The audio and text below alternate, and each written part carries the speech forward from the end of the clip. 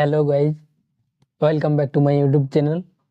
আজকের ভিডিওতে আমি তোমাদেরকে দেখাবো ইনস্টাগ্রাম অ্যাকাউন্টে প্রোফাইল পিকচার কিভাবে লাগাবে।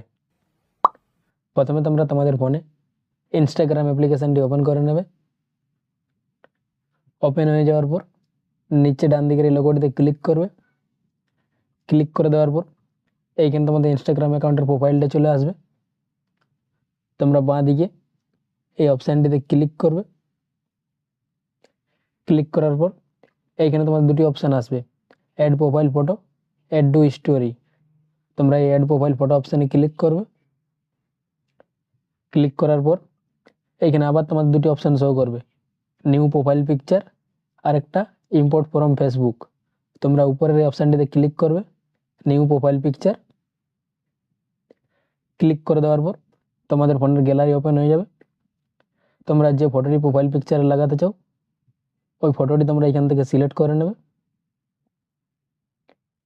সিলেক্ট করে নেওয়ার পর উপরে ডান দিকে নেক্সট অপশানে ক্লিক করবে।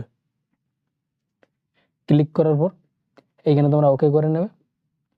যদি তোমরা ফটোটাতে ফিল্টার লাগাতে চাও তাহলে তোমরা এখান থেকে ফিল্টার লাগিয়ে নেবে।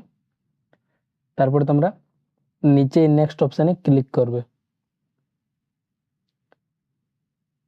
ক্লিক করার পর কিছুক্ষণ লোডিং নেবে এবং তোমাদের ইনস্টাগ্রাম অ্যাকাউন্টে প্রোফাইল পিকচার সেট হয়ে যাবে। ভিডিওটি এই পর্যন্তই ছিল।